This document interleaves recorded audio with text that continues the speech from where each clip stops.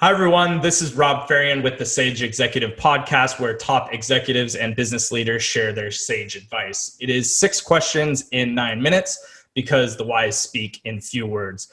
Really excited for our guest today, so we're going to get right into it. Question number 1, in a few sentences, would you mind telling us who you are and what it is you do? Hey Rob, how's it going? I'm Anthony. I'm the CEO and co-founder of Vinovest. Vinovest is a platform to invest in fine wine.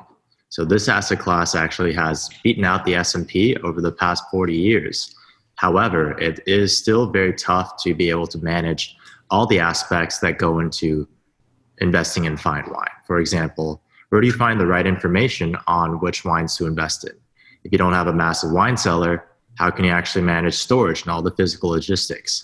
And then finally, there's a lot of great places where you can buy and sell wine, but it's really fragmented. So how can you get the right liquidity to be able to get in and out of your positions? So with Vinovest, we're an all-in-one platform. We help you determine which wines are best for you in terms of your financial profile, your risk tolerance, your investment amount, and other things. We handle all custody and storage and insurance, and we also have pooled liquidity. So we make this asset class that has been really lucrative and previously only been available to the ultra wealthy, much more accessible for all. Awesome. I love that. Yeah, I know prior to the show we were talking, I'm a big wino. So when I saw your company and did some research, I signed up right away. So still diving right in, but yeah, incredible platform. So everyone make sure to check that out. Second question, Anthony, what would you say is the best part about being a leader, an entrepreneur, and an executive of your own company? I think the best thing is being able to steer your own ship. You have a lot of pressure, a lot of responsibility, but it is also a feeling I wouldn't give away for anything else. Being in control of your decisions, being responsible for your actions, and being responsible for other people, and being able to have that all in one is a dream come true. Awesome. Question number 3. We hear a lot of times from other executives and individuals that we talk to that acquiring new business, new customers is very challenging, right? Especially with a lot of noise. Can you talk to me a little bit about your thoughts on new customer acquisition and how to go about that? Yeah, so with Vinovest, we're in a pretty unique position where most people don't know about wine investing. They don't even know it's an investable asset. So how do we get in front of them and tell people something that they didn't even know that they needed? So for us, it's all about education and content. The great thing about wine is that it's been around for a long time. Most people are generally aware of the fact that some wines, if you age them, they'll get better and more expensive. Mm-hmm. But making that leap to that level of knowledge and having them believe in an asset class, it's definitely one of our biggest challenges to date. And it's really just about figuring out accessible ways to reach and educate and inform those people.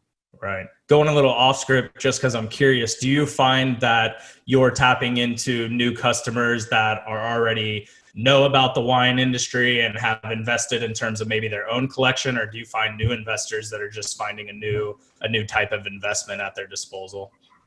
Surprisingly, over 95% of our investors have never invested in wine. Okay. Never heard of wine, but they are savvy investors. I think with how crazy the S&P has been this year, a lot of people are looking to take some of their gains out of the market, diversify a little bit, and this is a viable option for them. Awesome. All right, question number 4, and here's where we like to have our guests shine.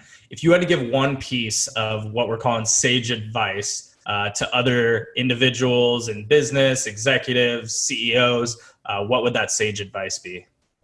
I would say my number one piece of advice to executives, to talking to customers, anything like that, is to be relatable. In terms of my upbringing, I've grown up moving around a lot. So I've lived in Asia, lived in Europe, moved around a ton in the United States. And as the new kid on the block, I had to adapt and be able to really assimilate myself to new environments. And I found that by being relatable, you get to make friends a lot easier. And you want to treat your team, your employees, your bosses, or your clients as friends, as family. And I think being relatable always establishes that level of trust and affinity that I think goes a long way for developing the right relationships. Sure. Yeah. Just being Being nice, right? And helpful. Yeah. That's what I love about business. It's more often than not, I always find that people are willing to help, right? They want to be a part of something. And yeah, I think that's great advice. Thanks for that, Anthony. So fifth question, we're doing great on time.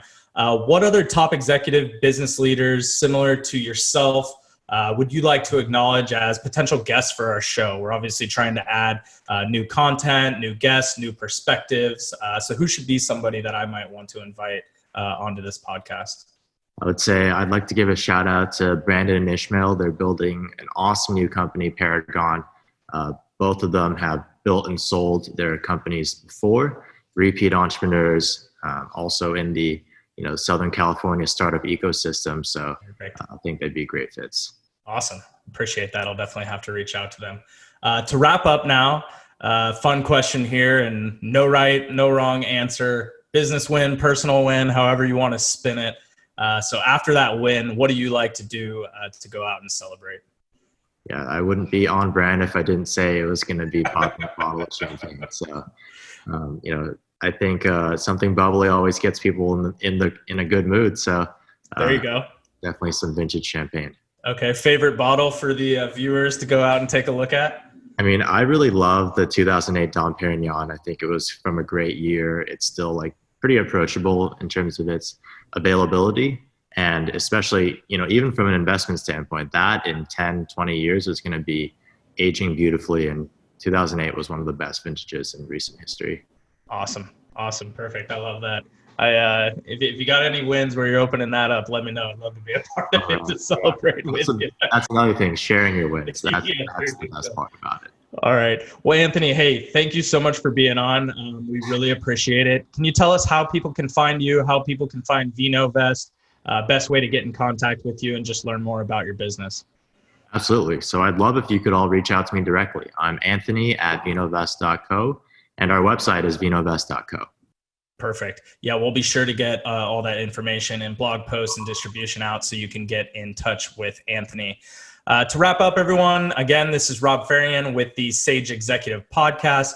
For more insights and to check out more episodes, visit us at flyingvgroup.com/podcast. Anthony, thank you so much for being a part of the show. We really appreciate it. And best of luck in the future with Vinovest. It's a pleasure, Rob. Thanks for having me on. No problem.